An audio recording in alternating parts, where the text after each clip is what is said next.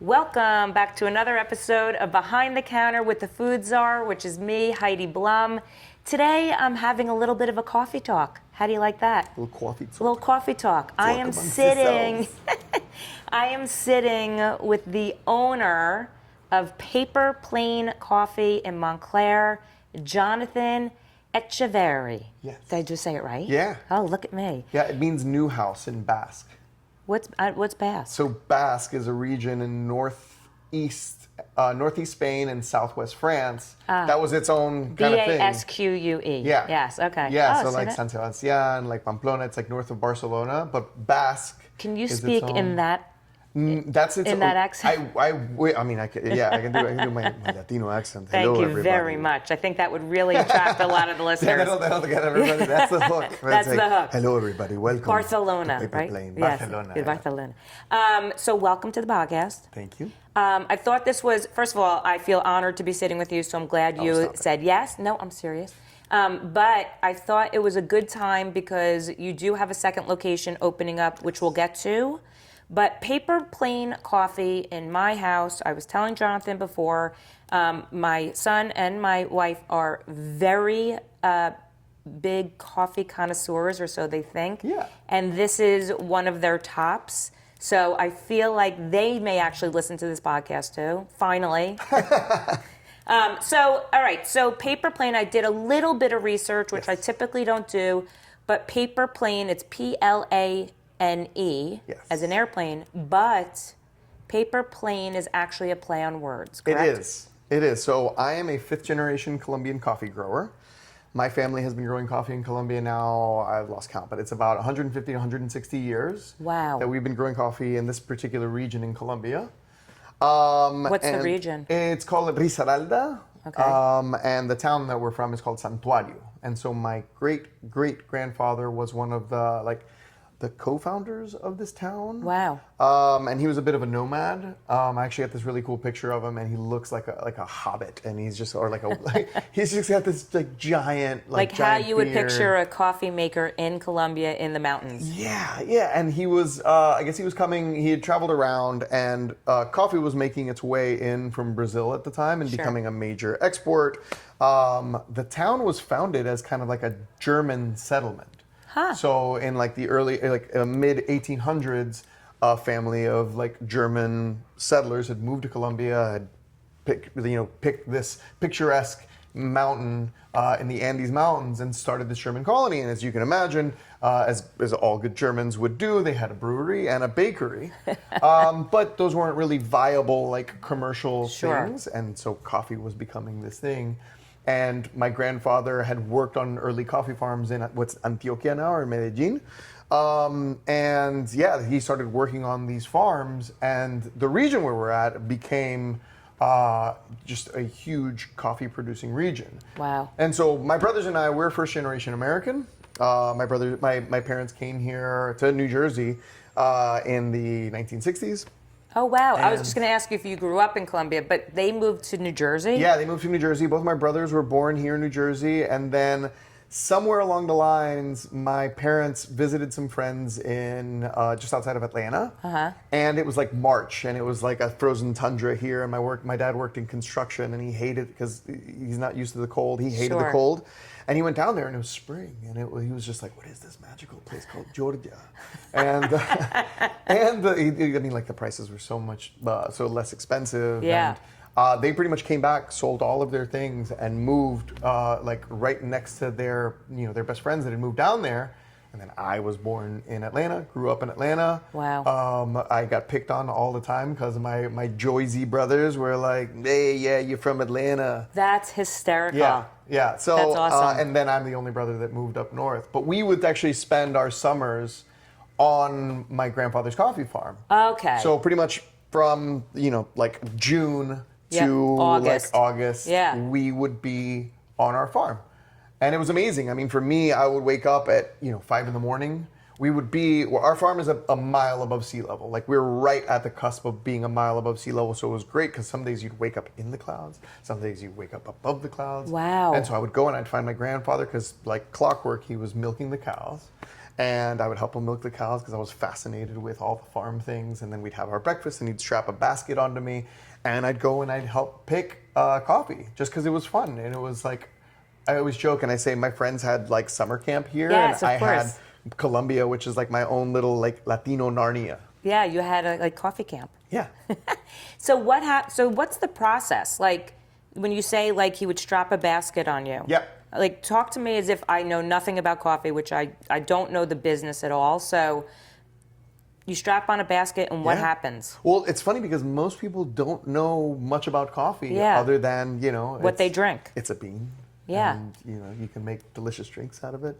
But a lot of people just assume that it's picked in its roasted form by a beautiful mustached man and his donkey high up in the Colombian mountains, It's That's just what I thought. Yeah, like Yeah. 100% coffee colombiano. So coffee is a fruit, and it grows on a shrubbery, Like a berry? Yeah. Wow. Yeah, it almost looks like a very small cherry tomato. And they grow in like bundles. Okay. And yeah, I mean, most of the coffee plants at this point, I mean, like humans have been like growing and picking coffee for so long that they've actually like created these varietals that are the perfect height, because they can grow up to be like 8 feet tall. Right. But at that point, there's actually pictures of the early like 1900s with some of these varietals where you'd have to put a ladder up and you'd have to like pick coffee. So when you say a varietal, Yes. like I'm in my mind equating that to like a wine. Yeah, exactly. Oh wow. Okay. Yeah. Or like think of it like apples. Yeah. Like a You have Granny Smith and a Red Delicious Yes. are still apples, but they're going to taste different. They're going to look different. Yeah. Or two Granny Smiths from two different farms in two different states or two different regions are going to be very different. Yes. Okay. So they grow in bundles, and then what do? You just pick them off Yeah. the bundle, or you take the bundle off? Well, a lot of them will actually like ripen around the same time. Okay. But some won't, and so the goal is to pick the ripest cherry. In some cases, they're actually yellow. Okay. Which is cool. So you'll see like a variation of colors in coffee, depending on the varietal. Oh, interesting. But most of the coffee farmers, because there's a really rigorous selection process. Yeah. Those coffees end up going to like a co-op afterwards. And the co-ops work with, I mean, at this point, they're working with Nestle, they're working with Starbucks, they're working with a multitude of coffee importers and exporters. Yep. And those coffee importers and exporters have a quality that they have to kind of follow. Yep. And so if the farmers and the workers are picking coffee that isn't fully ripened, Yep. it won't be as dense. The flavors won't be as developed. And so you can get less money for your coffee. Oh, interesting. Yeah, but then, so when the coffee is picked, at the end of the day, the coffee gets weighed. The worker gets paid for the amount of weight that they pick. Yep.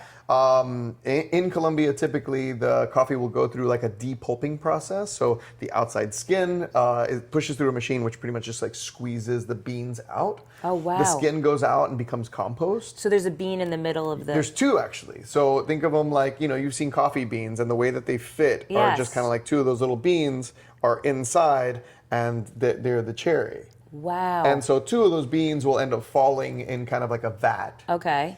And then they're allowed to ferment because there's fruit Yes. on the outside of it, and it's sweet. Like if you're thinking about like a fruit, yes, it's a fruit.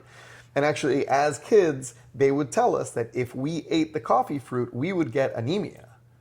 Really? Yeah, they would like, don't eat the coffee fruit because you'll get anemia, Oh.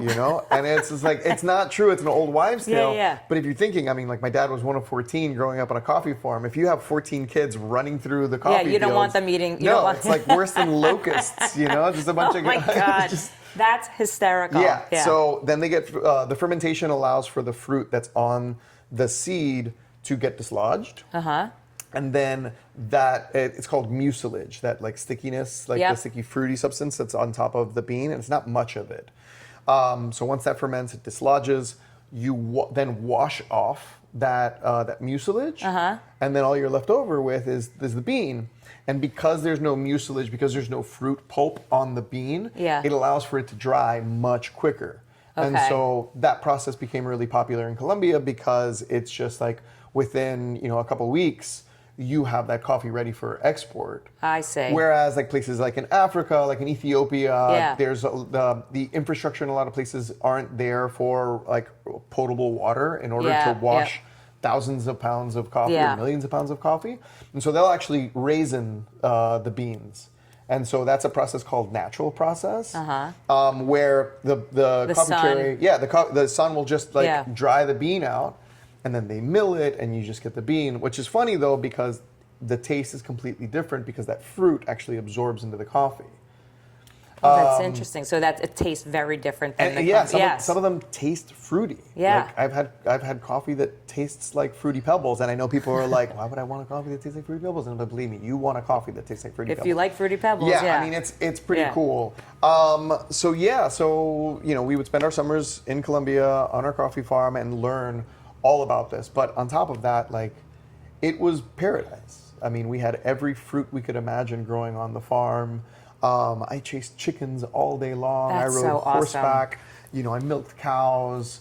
I mean, it was incredible. And actually, one of the cool things we ended up finding out is that on our farm, it was an archaeological site. We ended up having a couple of the museums from Colombia come in and do digs because they found remnants of a pre-Columbian society. So we found pottery, we found, Whoa. it's pretty cool. And what we were told is there's a giant mountain that's behind us called the Tatama.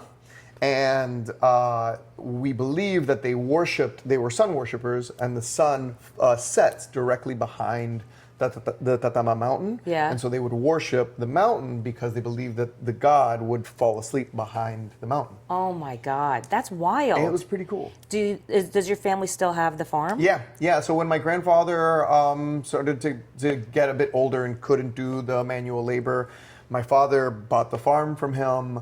Our uncle has been running it for the past 20 years. And I mean, if you go, it's pretty much like the exact same farm. That's incredible. Some of the same facilities that my grandfather built. And is this where you're getting your coffee from?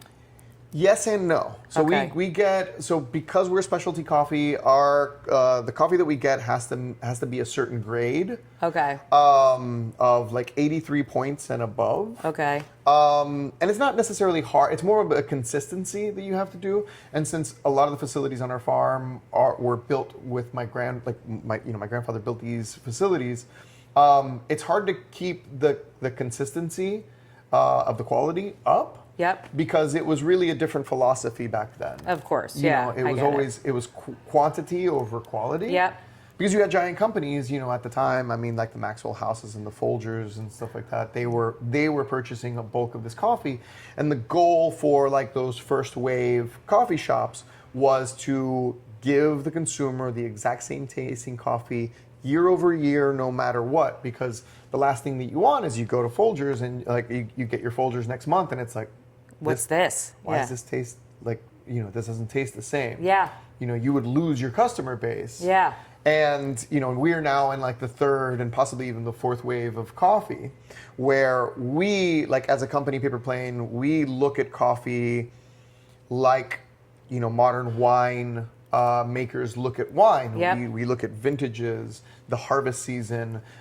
Each one will have its different like microclimates. And so the way that we roast is very unique. Yeah. And a lot of people will come in and they're like, "What's your darkest roast?" And we're like, "We don't have one." Yeah. Like, why don't you have dark roast? And it's like, we want you to taste the coffee. Like, dark roast is delicious. People will absolutely love dark roast. And it's Sure. very nostalgic. I mean, I remember a lot of the coffee that I grew up drinking was, the ink that my grandparents would just have sitting on a hot pot Yeah. for so long. Yes. And it's nostalgic, right? Yes. And we all kind of grew to love it. But what I love about the light roast is that we are able to taste things that we've never been able to taste before in coffee.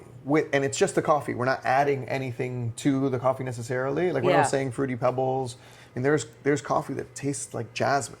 And like You can actually raspberry. taste the flavors of it. Yeah. And it's not like raspberry juice or like a lot of Right. people get confused because it's not like a sugary jasmine, But I liken it to the movie Ratatouille when he's trying to explain to his brother like the tasting notes, and Yes. he's eating a strawberry and he sees a little flavor explosion, Yes. and he eats the cheese, and then he eats them both together. Like that's kind Yes. of what goes on I when like we're that. tasting coffee. So what's the path? So you every summer work for your grandfather on the farm. You're in Atlanta. What gets you to this point? All right, so we had Mexican restaurants growing up, and I know a lot of people will always ask, like, wait, you're Colombian, you had Mexican restaurants? And I was like, yes. That's, yeah, at the Of time. course, yeah. Listen, in the 80s, not a lot of people knew a lot about Colombian. Colombian, They knew the two C's coming from Colombia, and food wasn't one Wait, of what's them. the second one? Oh, I got it. Yeah. I got it. Thank you. Go ahead. No Carry problem. on. Yep. Cocoa. Yes. Yeah. No, and so that was always something that we always try to kind of get away from. Yeah. But one of my aunts was working at a Mexican restaurant, and she came home, and all of my aunts are incredible cooks. And so she comes home and she's like, guys, Americans love Mexican food. Yes, they do. And it's like the easiest thing. You just put a bunch of stuff in tortillas and like serve it with rice and beans, and it's like they'll eat it up. And so my parents, and none of them had restaurant experience, but they had cooking experience. They started these Mexican restaurants. Wow. And they opened up their first Mexican restaurant in Smyrna, Georgia in 1986, and it's still there. That's amazing. Yeah. Good and for them. so as kids, You worked there. We worked there. So did you go to college? Yeah, actually, so as you can imagine, my brothers and I, I'm the youngest of three boys, and we did every job imaginable at the restaurant. Sure. And it's funny because it was like, it wasn't asked of us. Like, that's one of the things about, like, you know, my parents never made us work there. They never asked us to work there. That's incredible, because we know, like, today that's very different. Oh, yeah. You have to push your kids. You have to, but is that like a culture thing for a Colombian? Yeah. Is it? Yeah. I think also, I mean, like, we wanted to spend time with our parents. That's nice. You know, we wanted to be there. And so I remember I was like a busboy, Yep. host, dishwasher, prep. Eventually, when I was 18, I was like a server, then a bartender.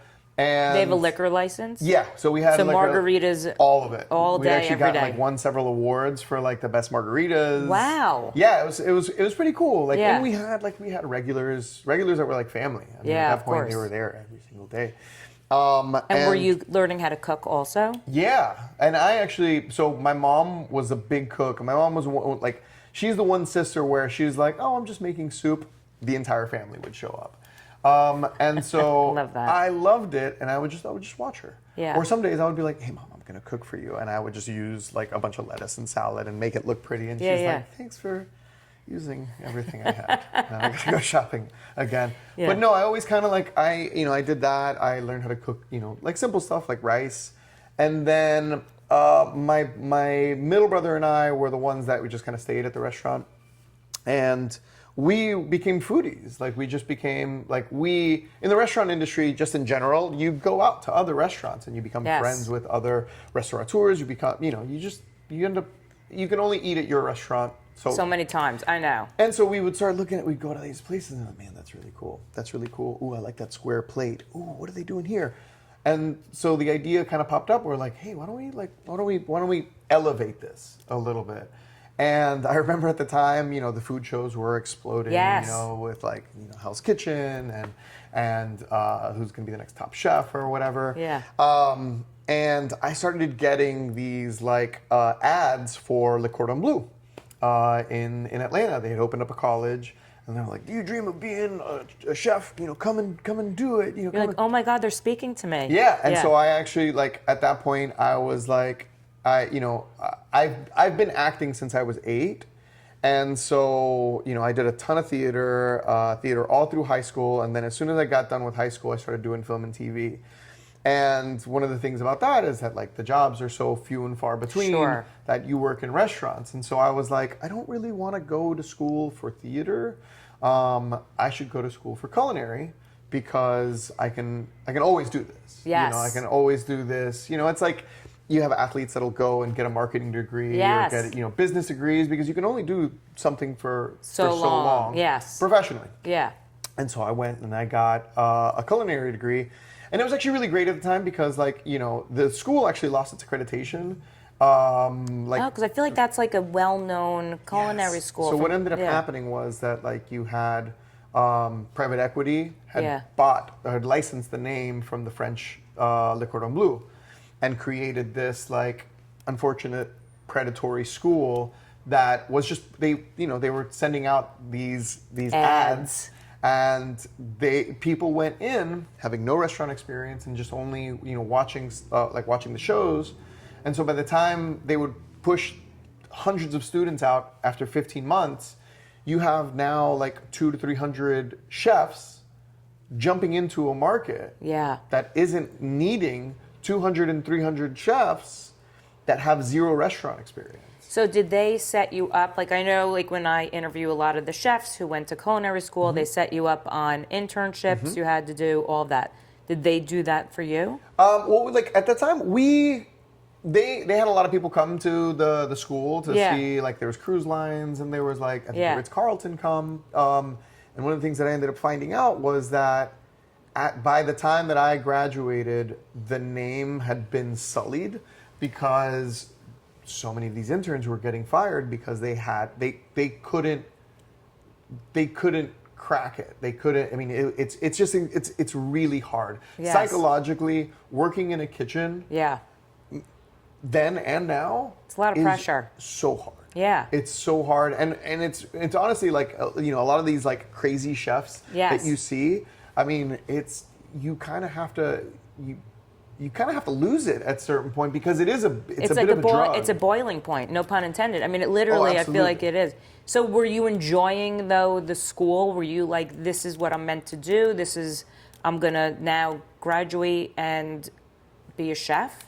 Yeah. At a certain point, like, I really liked it because I like entertaining and I like talking to people and I like doing all this stuff. And so for me, and I like creating, so for me, like creating food and seeing all these incredible things, and like I said, the chef instructors that I worked that taught me were just incredible. They were incredibly inspiring, and so for me, I was like, I think this would be really cool.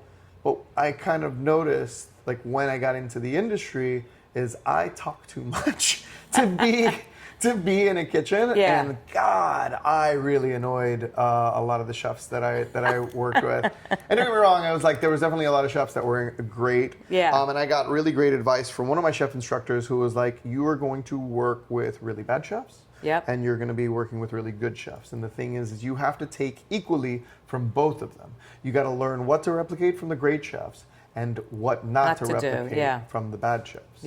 So you graduate. Yes. And where do you go? I started working at a restaurant in Atlanta, a fine dining place. And it became really frustrating for me because I got stuck at garde manger, which is just, for those that don't know, it's just like salad prep. Yes. And I was there for just like 3 or 4 months. Every single shift was garde manger, garde manger, garde manger. And again, I like to talk. And so, I was just like sitting there. I ended up picking up a couple other shifts, but it wasn't for me. Actually, I remember the chef coming in one day. So the executive chef that hired me got moved to another restaurant, and we got another executive chef that was working. And then we got another sous chef, and the sous chef thought that I was gunning for her position, when really I was just trying to finish my internship, right? So I can implement what I wanted to do at my restaurant, right? At our family restaurant, and what ended up happening was that like the sous chef started to push me out.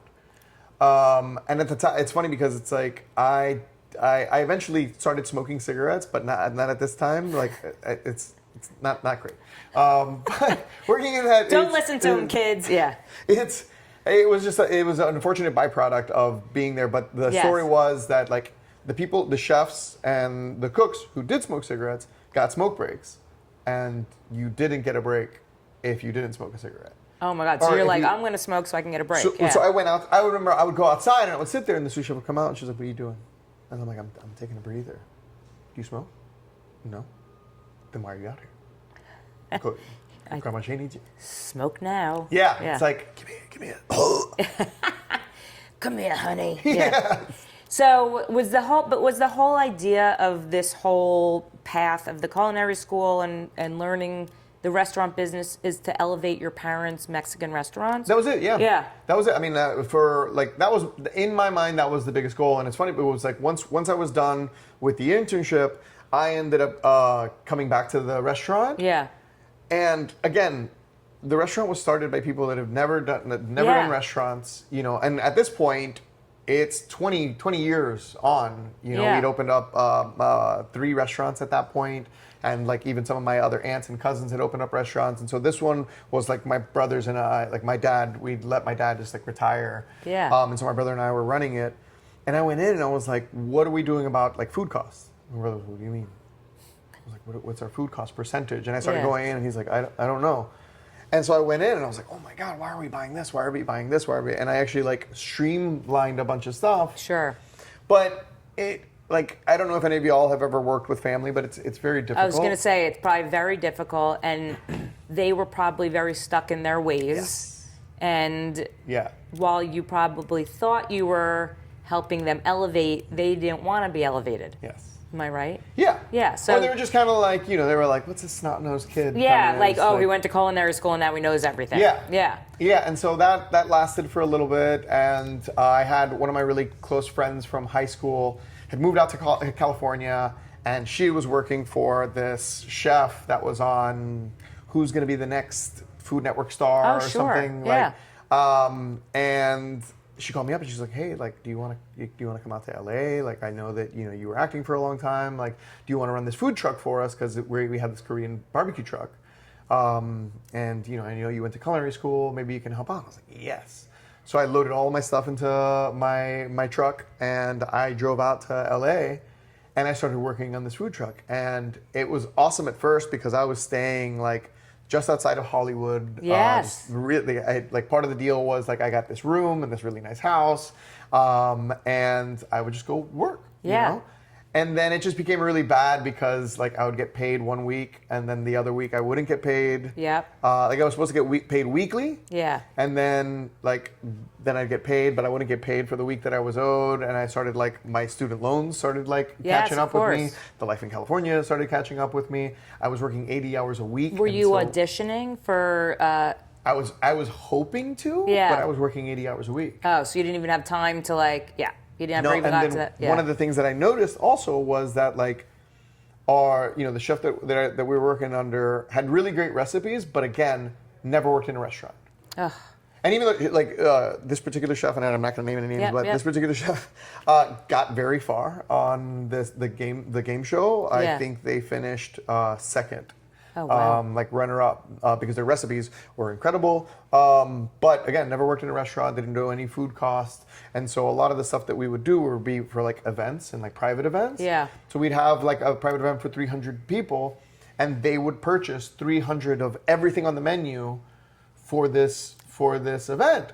And then like 3 or 4 days later, we're like, we have 150 chicken like frozen, like what are we going to do with this? Yeah. And so I started bringing in food costs, and I remember it just became so stressful. We had drove down to San Diego. We were going to be on like Good Morning San Diego. And I remember both like my high school friend and the chef being like, you know, it looks like you have more office experience than you do like kitchen culinary experience. And I was like, listen, this has all been really stressful. And they were like, if you don't like it, then you can go back home. And I was like, you know what? That's the best thing I've heard in the past couple of weeks. And I had my backpack and I had everything, and I just like I got on it and I was in San Diego. I drove there with a food truck, and like luckily I had GPS on my phone. There was an Amtrak station like 15 blocks up. I walked to the Amtrak station, took the Amtrak to Los Angeles, loaded up my car. Went back and came back to Atlanta? No, I lived in my car for 2 weeks while I tried, because I was like, I'm already out here. I'm going to stay here. I'm going to stay here. Yeah. I had a full IKEA bed in my my Xterra. I literally Like the futon? Well, no, I mean it was Yeah. like a full thing. I had everything like my passenger seat and my back seats were all full. I slept like this. I lived on $5 Little Caesars pizzas. Oh my God. And actually, I got a really good job at this place in Santa Monica. Yeah. And I was like, this is it. Like, this is it. I just need to do this for a little bit longer. And I just couldn't find a place to stay. And I was at my wit's end. How old were you about? I was 23. I mean, 23, young. 24, 25. Yeah. And I was like, this is it. And my brother called me up and he's like, dude, just come back. I'm like, just come back. And I drove back. And I drove back because I was like, oh, I'm going to work at the restaurant. And I get back and I'm like, meet with my brother. And he was like, you're not working here. Like, you drive back. You have a safety net here, but we can't work together. Oh my God. And I was like, all right, cool. So I found a corporate job and that was fine, but I was just bored. Yeah. And that brings me to coming to New York City because I was just kind of like, I was bored in restaurants. And I had two options: go to Mexico City to work in music production. Oh my God. Or come up to New York, where my cousin, who's a deaf DJ, had become the global face of Hewlett Packard. And so I was going to run kind of his marketing while I got, set up. And then once I got set up, I started working in the city. I was working in fine dining. I was working at a place called Brasserie 8.5 that's no longer there. But if any Sex and the City fans, yes, I feel like I know where. Where is that? It's in between 6th and 7th and 57th Street. Yeah, so I used to work on 57th and 2nd. Yeah, so right around the corner from Central Park and the Plaza Hotel. Yeah, and it's so funny. It's that cool. There's a big 9 out front. Yes. But we'd have a bunch of like Sex and the City tourism come in because it's across. That's where Nobu is. Yeah, exactly. Yeah. But the famous line was like, "Here we are, dressed to the nines in Brasserie 8.5." That's so funny. It's so funny. But I worked there for a really long time, and that's actually where I really got my fine dining chops. Yeah.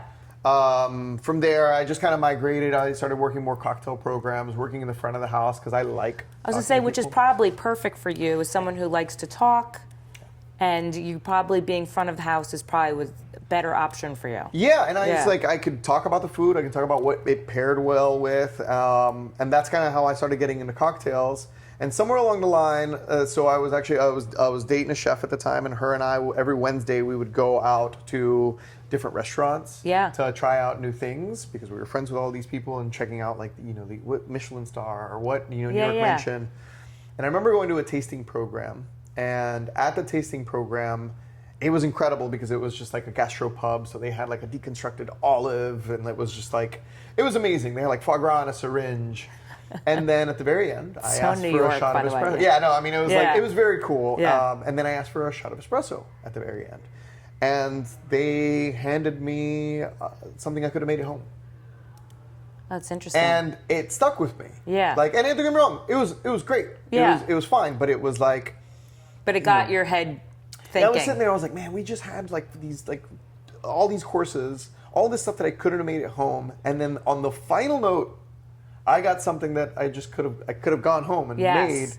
Like it made this amazing meal like sort of end on a flat note. Yeah. Yeah. And so I started, like, it kind of reignited this whole idea that I had had long ago where I had even approached my parents, I'm like, or my dad, I was like, hey, what do we do with our coffee?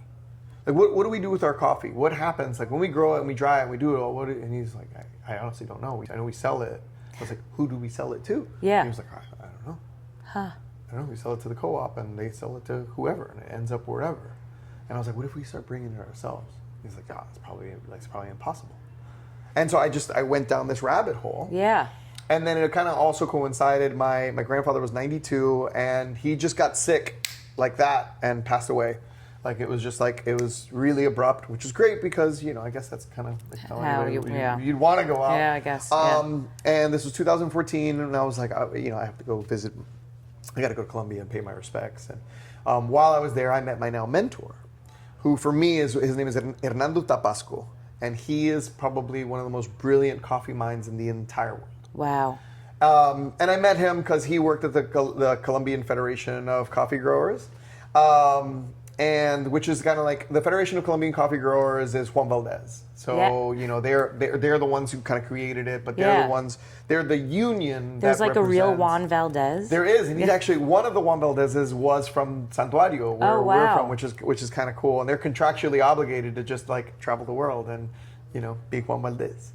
And so so I met him, and he was working at the Federation of Colombian Coffee Growers, and I had kind of like I was like, oh man, this is really interesting. He was like, hey, come, we're doing a tasting tomorrow, and like you can taste the coffees. And I was like, all right, cool.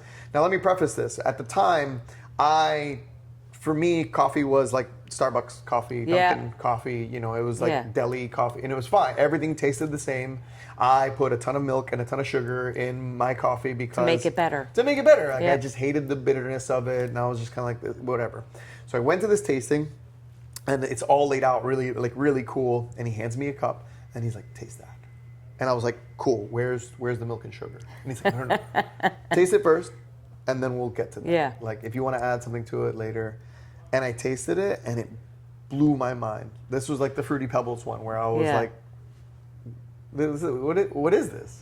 What'd you do to it? What'd you spray it with?" And he's like, "Nothing.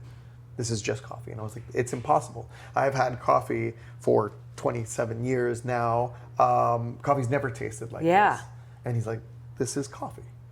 Every coffee." And then that was it. That was me jumping into the rabbit hole. And it's like, this is what real coffee tastes like. Yes. And then as soon as I got back to New York City, I started looking up, because he was like, "This is what third wave coffee. These are the people that you should look, while you're in New York City." I discovered a place called Blue Bottle. I discovered all the really cool places, Brooklyn Coffee Roasting, Toby's Estate there's some really good places. No, amazing. And I was just kind of like, "Oh, this is so," and I just became obsessed with coffee. And then in 2015 is when I started Paper Plane Coffee Company. And originally when I first started it, I was like, what am I going to call it? Like, what's a fun name? And then I kind of started thinking about like things that, our coffee farm is called Villa Elisa, after my grandmother Elisa. And then higher up in the mountain, we have a eucalyptus farm that's called Villa Amparo. And I was like, I don't want to call it Villa Amparo. Villa Elisa? No, what else? Los Planes de San Rafael. So up where the eucalyptus farm is, it's on the plains of the mountain. Okay. It's called Los Planes de San Rafael. And it's a national reserve at this point. But we were growing eucalyptus that we sold to the National Paper Company. And they would use it for pulps or extracts or anything. Yeah. But as a kid, I always thought it was punny that we grew, paper on the plains. Yes. And plains, plane, or planos, or los planes de San Rafael is spelled like plains. Yes. And then I was like, ooh, it's PLAINS, but in Spanish, PLANES. Yes. Planes. And even though I knocked off the S off of when naming it, I was like Paper Plane. And I was like, how cool is that? I really like that song, like by MIA, Paper Plane. Yes. That's so awesome. And then I was like, Paper Plane Coffee Company. It's kind of like Paper Plane. I was like, that's it. No, that was it. And because now when you're saying it, there's so many different meanings of paper plane. of course. That's amazing. Yeah, no, and it's just like for me, like I'm one of those, like I'm a person that's like I'm not very like, I think it's funny because there's a lot of people that are just kind of like they try to get something that's like the sexiest name. Yeah, it's just kind of like like luxury, and I'm just a person that I have never taken myself seriously. Yeah. And I kind of wanted the brand to be playful, and I wanted it to be nostalgic, and I wanted it to be, fun. I didn't want it to be like I always laughed at those, like working in nightlife and working in all these places, like all the the nightclubs and places that are like, oh yeah, this is the best place ever. It's like, for who? Yeah. Like, for who? For them. Yeah. Like it's just kind of like if you like. The best is really just kind of like, you do the best you can. Sure. But anyway, so for me, I thought it was just something very fun. It was playful. It was nostalgic. So what was the goal then? It was just to import great coffee? Yeah. I mean, okay. Yeah, that was it. Like the idea was just kind of like, I want to import coffee from our farm in Colombia, which actually was a lot harder. Like at the very beginning, it was a lot harder. And I was like, oh, I got to do this. And I started working with a co-op from Santuario that was doing specialty, that actually was exporting and importing. And was your mentor helping you? Oh yeah. Yeah. Okay. Yeah, and that was one of the greatest things. Yeah. But I had a tiny roaster. I was roasting 1 pound every 15 minutes. So 4 pounds an hour. Did you have a space? So I rented I took all the last bit of money I had to get a small, like 1 kilo roaster. I was living in a place in Bed-Stuy. Okay. But I was never there. I was working at like 3 different places. I was working at my friend's hot dog company, like delivering hot dogs. Brooklyn Hot Dog Company. Shout out, Tony's the man. We'll tag them. Some of the best hot dogs there is. So yeah, so I was living at this place that I was never at, working for Brooklyn Hot Dog Company, and then still acting on the side, like auditioning. At this point, I've just been doing voices for the past like 20 years, which is great because, you know, like if you book a job, you're in a studio for a couple hours and then you're done. Yeah. And then I was working at a restaurant bartending at night. And so I took all the money that I had and I bought my little roaster and I got this little studio space in like, I think it's called like East Williamsburg or something now. Yeah. Or it's just an extension of Bushwick. And I was squatting in the place. I was like living in that place. There was a shower in the space and like it was not ideal, but I was like, I'll just do this until I can. And in 2017, I started selling coffee at Artisan Fleas. Which is like a farmer's market type of yeah, place? But it's more concentrated in like makers and artists. So, you know, there are food vendors that'll come and do highlight stuff, but it's a lot of vintage clothes, jewelry, perfume makers. So a flea market, as opposed to a farmer's market. Yeah, but like I guess like you know, it's very New York, it's very Brooklyn. Of course, so it's just like the higher end stuff. And so I started like going. I had a little espresso machine, and like I started just making coffee. And where I was at, I actually was kind of like smack dab in the middle of some of the places that I considered some of like the best coffee in the area. Yeah. And I was like, how do I set myself apart? Yes. From, you know, it's like, how do I get some of those people to come over here? How do you? And coffee is such a concentrated market, it seems like. Yeah. So so go. I'm excited about hearing this. So one thing that I started noticing, so when I would go around, like I went to Blue Bottle when they had their roastery in Williamsburg, and I remember sitting there, and there were these very excited people in front of me because it looks like there was their first time here, and they go up to the register and they're like, "Oh, I'd love a vanilla latte," and the barista looked like he could have just been slapped at that point. Just like, you know, it's just like, wait, do you know where we're at? And if like Blue Bottle is one of those, like even their menus now, it's got 8 things on it. That's it. It's just kind of like traditional espresso. coffees. Yeah, I mean, it's like espresso, you know, cappuccino, latte, a couple pour overs, and that's it. Like no flavors, nothing like that. Yeah. I was like, do you know where you're at? And like, I was so taken aback by like the barista's like interaction. Yeah. Because I was like, you had this perfect opportunity to like educate. Yeah, or not even educate. I mean, because people don't want to be educated. Like, people don't want to feel like they're being educated when they're, you know, there's a way of doing it. Yep. Just be like, hey, listen, this is how we're different. But he was just kind of like, no. He was like, what do you want, cappuccino? What do you want? And made them uncomfortable. Right. Yeah. And so like they left, and I was just sitting there, and I was like, oh, like what if we look at coffee like I look at cocktails? Like, what if we take a really good coffee and make something incredible with it? Like, you know, what if like I make like a Mexican chocolate, or what if we make a Vietnamese style coffee? So we do have flavors, but it's not like the pre-made flavors that you can get everywhere in the else. squirt bottles. Right, because that's one of the things that I noticed where it's like I, as kind of like a foodie, I kind of got bored of other coffee shops. Like in the best possible way. They like coffee shops, especially independent coffee shops, are incredible. They do a great service for the community and for everything. But at a certain point, most of them just become carbon copies of like Starbucks or Dunkin' Donuts. Sure. They still make delicious drinks, but at what point do we go to a new coffee shop and just be like, I'm going to have your caramel macchiato today? Yes. You know, it's like, you know, it's kind of like I equate it to going to a really good burger place and being like, I want you to make me a Big Mac. Not your version of a Big Mac, but an actual Big Mac. Yeah. Right? And so rather than do that, like I was like, you know, instead of buying a pre-made vanilla, why don't we like use real vanilla extract and brown sugar? Or why don't we like what other flavors? And I started kind of like because of working in entertainment. As I say, mixologist. You're taking like your mixologist. Yeah. Yeah. Yeah, and so I started, you know, in Williamsburg. I had a little menu that created for my experiments that was called Science. And it still lives on our science menu today, where those were kind of like, they started off as experiments. Yeah. And it was my way of just being like, hey, like, you know that a hazelnut whatever is good and a vanilla is good and you can walk a block in any direction and get it. Why not try something that you haven't tried before? So what was your first experiment? I started simple. Like, I knew that I really liked Mexican chocolate. Yeah. Like, I like abuelita chocolate. A lot of Latin American chocolates incorporate cinnamon into the chocolate. So I was making like, cocoa cinnamon and like cayenne with like brown sugar. And I was like, I called it my Mayan latte.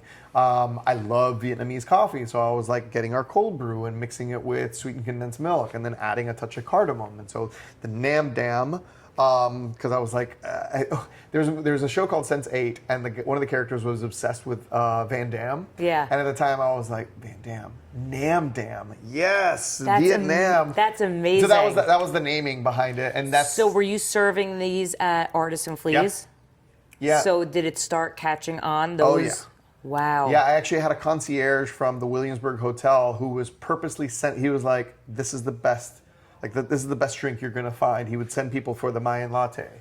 And I was like, wait, a concierge at a big hotel is sending people here over like Blue Bottle and partners in Toby's estate at the time. And so I was like flattered. And then I was like, all right, what else can I do? Like, do we maybe have something here? Yeah, what else can I do? What else can I create? And I started just messing around. While I was in Colombia, I had tried Coca-Cola with espresso, and so I started making coffee sodas or like bubbly drinks. And I was still working at a bar, and I remember someone had asked for a Moscow Mule, and they canceled it before I added the vodka to it. And I was like, I know I really liked coffee tonics. Yeah. And a coffee tonic, if you're not familiar with it, is literally just that. Think of it like a gin and tonic, but rather than gin, you throw a shot of espresso in with the tonic soda.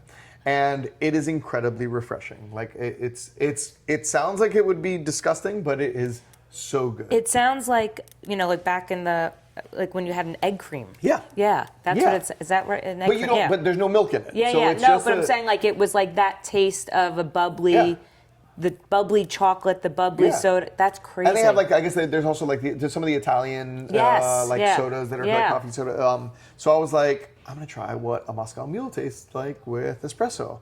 And I tasted it and it blew I was like, this is incredible. I love this so much. And that became our Ruski. I started messing around with like Mexican Coke, vanilla, and cherry, and created our Vincent Vega.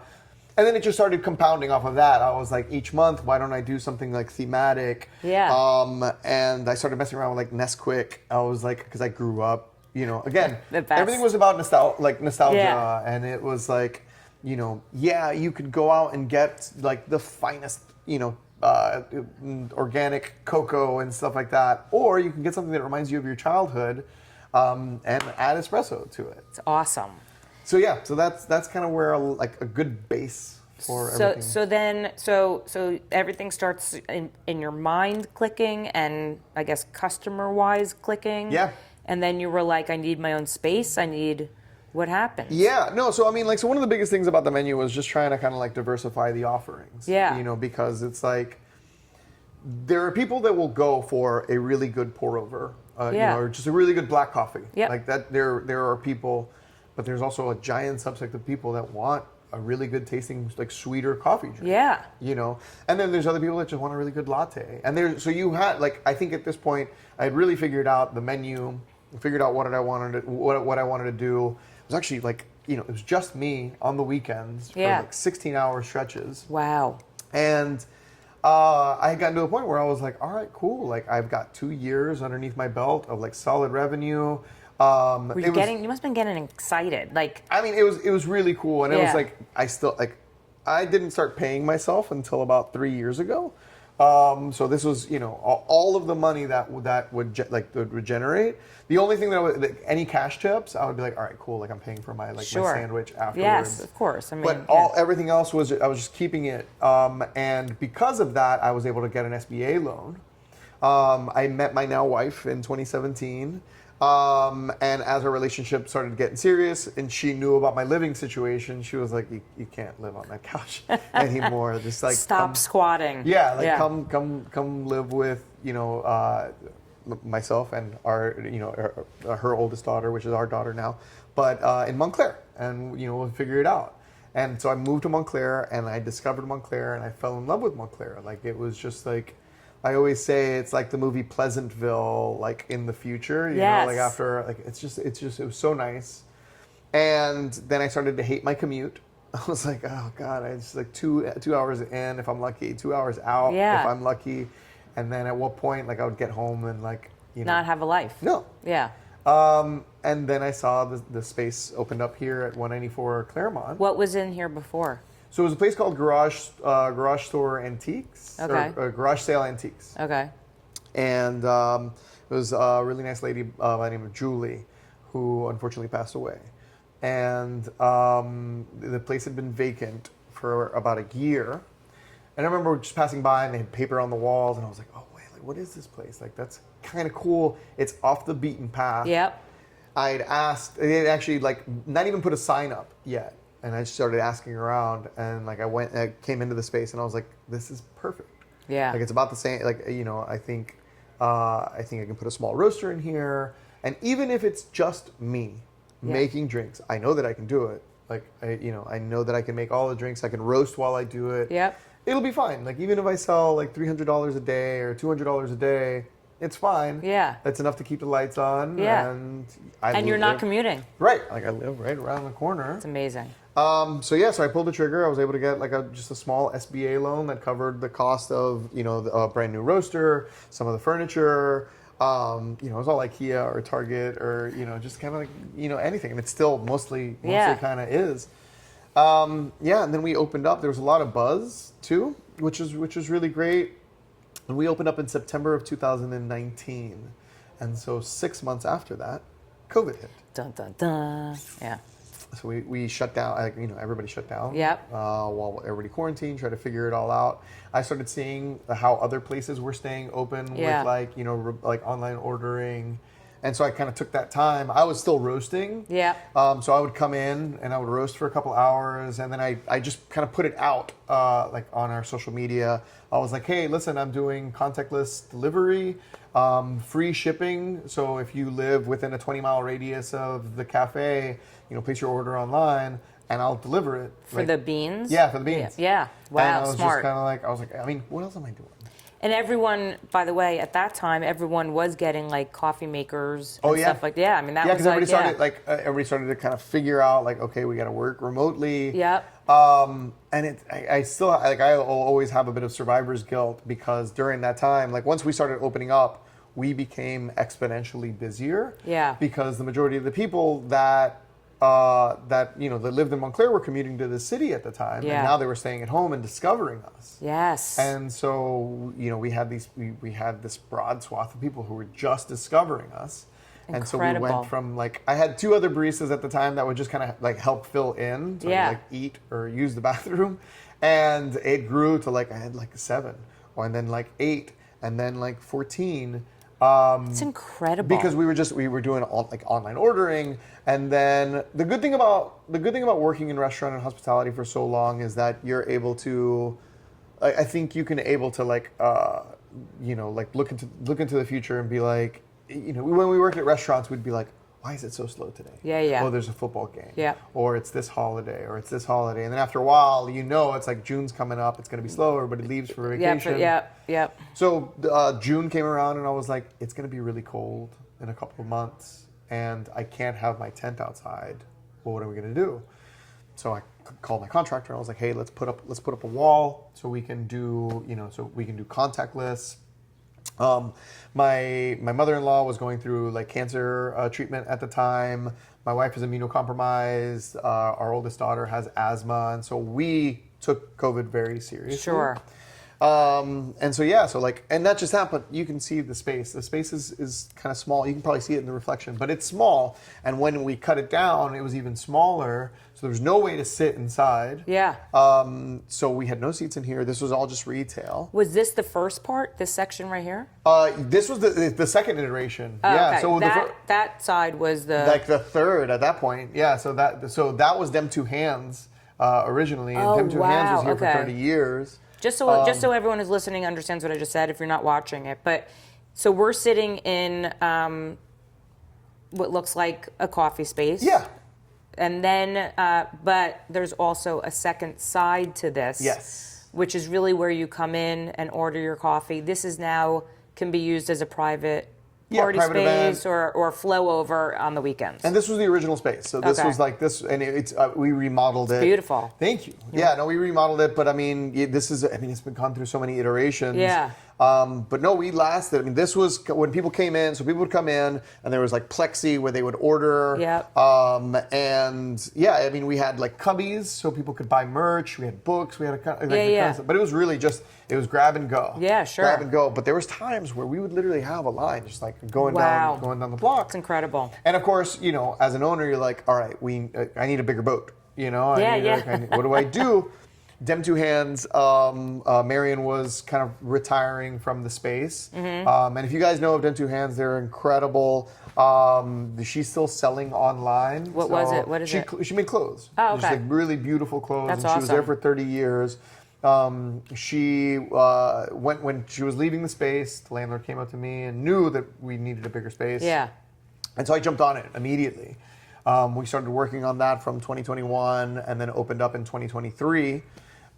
We closed down this space. This space became kind of like our office. We were still roasting for a bit while we kind of like set up our roasting facility. And we have a new roasting facility in Orange. It's 4,000 square feet. Wow. And then in January of last year, so in January 2025, we started remodeling this space and then connected the two because what ended up happening is, again, we needed a bigger boat. Yeah. And the biggest complaint that we would get is like, well, there's never enough seats, and there's, you know, and as an owner, it's like, how do we extend it? Well, because this is a very, and you can see even when I walked in, and a lot of the locally owned coffee shops become a little mini community. Yeah. Right? I mean, people do work from home. They come in, they have their head. I saw some guy, he has his headset on, he's taking work calls. I mean, so you want to be able to accommodate that. Yeah. Yeah. Yeah, of course. And it's funny because, I mean, we'll also, like, we'll get comments where people are like, you should limit the seats and you should limit the amount of time that people, and it's like, that isn't hospitable. Like, that's not the point. I mean, you can't. No, and it's like, how would you feel if you were the person being limited? I would come and I would sit here and do podcast interviews all day. I mean, why not? Yeah. Maybe I will. So, I mean, so when everything opened up, I mean, you must have been, what's so interesting about your story is it sounds like you really didn't really know what your path was really going to be ultimately. And then you had this aha moment at that dinner with a little cup of coffee. And now, I'm not saying you're creating an empire, but maybe you're creating an empire of coffee. I mean, it's so interesting to me that like you sort of just kept pushing through, and this is where you're at. And number one, your coffee is really, really good. Thank you. Your space is amazing. And you're now on, when are you opening the new space? I mean, we're hoping to open up this summer. I mean, like, you know, doing this as long as I have, like, I know that, like... Anything can happen. Anything can happen. So is the new space, the new space is opening up in Maplewood. Mm-hmm. Is it about the same size of this? No, it is like, I mean, so this... Oh, it's big. It's big. It's big. It's I remember seeing the video, yeah. So this space where we're at, like, so like the original cafe is a little over 800 square feet. And then the principal cafe is about a little less than 1,400 square feet. Okay. Together, it's, you know, 2,200 square feet. Because I remember you saying you're going to have other like pop-ups in there. You've room for other pop-ups, which is great. The other one, Maplewood, is 7,200 square feet. Oh my God! So you can do 5 of these over there. That's insane. Yeah, I mean, is it on the main drag? It isn't. No, and actually, again, like I kind of like being off the beaten path. Yeah, where is it? It's on the opposite side of the village, so it's actually right in front of like Memorial Park, right next to Maplewood Mercantile. Okay. The street right there is Donnell. Yep. Or Donnell Road. It's right next to the Manhattan-bound train station. Awesome. So it's cool. I mean, so one of the ideas at the very beginning, because it was so big, was like, do we move our roastery in there and then just split it up so people can see it? And then I was just thinking, I mean, like the amount of time that it would take for us to be like down a roaster to be able to do that, it doesn't make sense. The amount of money to like bring over, and so I was like, no, and I don't want it to be just some gigantic, 7,000 square foot cafe. What can we do? And I loved art. I love my experience at Artisan Please. Yeah. I love kind of like the incubation of small businesses that does. Because I mean, God, if you would have seen me back then, who would have known? And it's just kind of like we would have, a cafe several years afterwards. Yeah.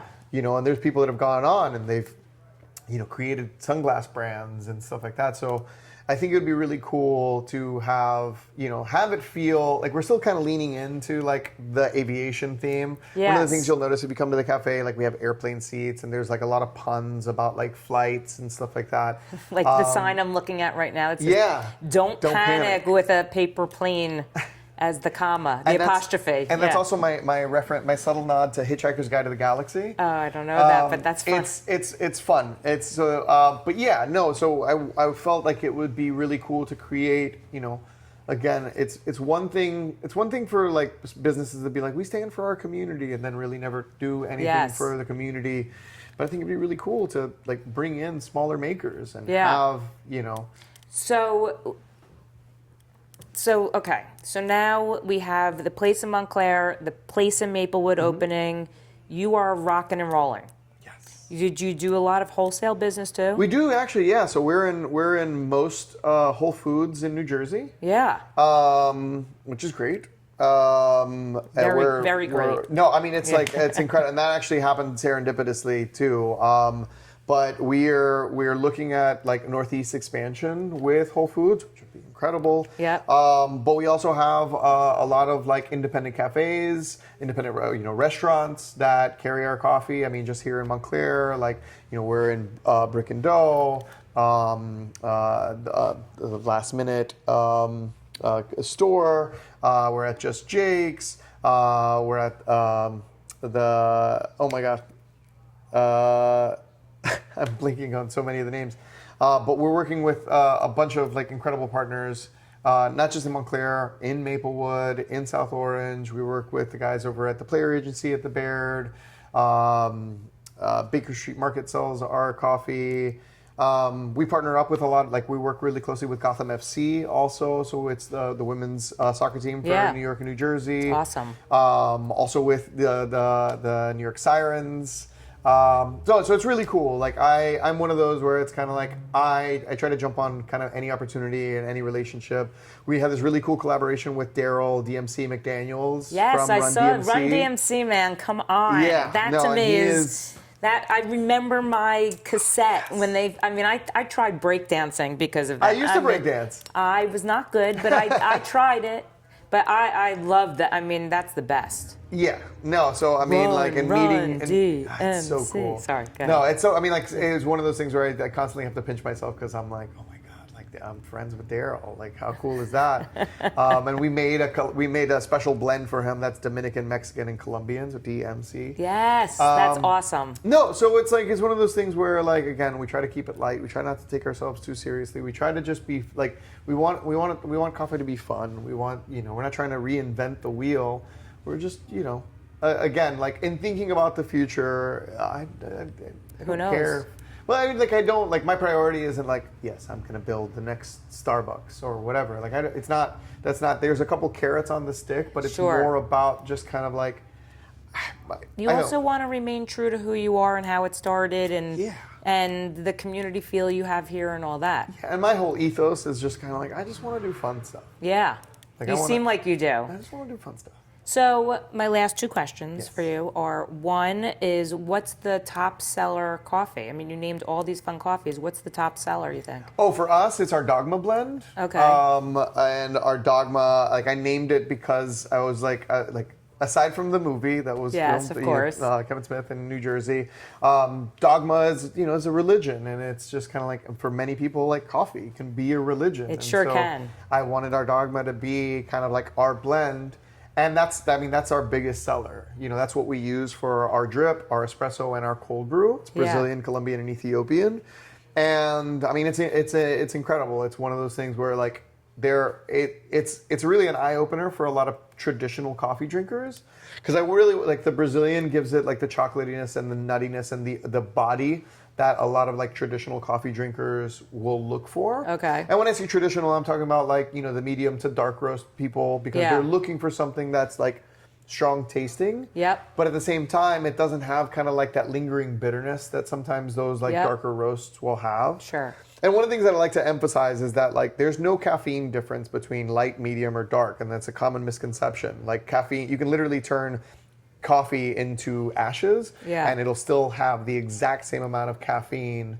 The biggest difference is like think of it as a cooking process, or think of it like a steak. Yep. You know, a rare steak, you're gonna taste more of the actual like meat and steak itself, whereas like a well done steak, you're gonna taste the cooking process, right? You're gonna taste some of the caramel, more of the caramelization of the meat, or even like for the vegans, bread. You know, if you burn toast, you're gonna taste like the sugars that have overdeveloped in that toast.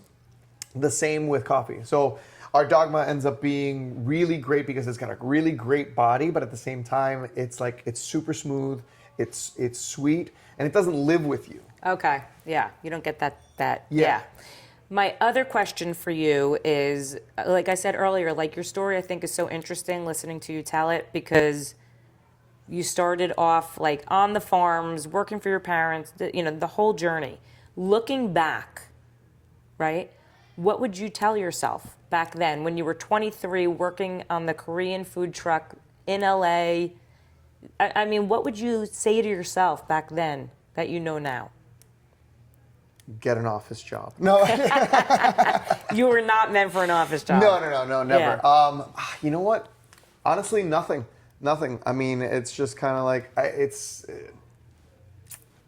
it's been such an incredible ride because of all of the bumps and all of the unknowns, and I can't imagine it going any differently. You know, there are obviously like all of us will get to a certain point in our lives where we'll look back and it's like, if I would have done that, if I would have done that, if I would have done that.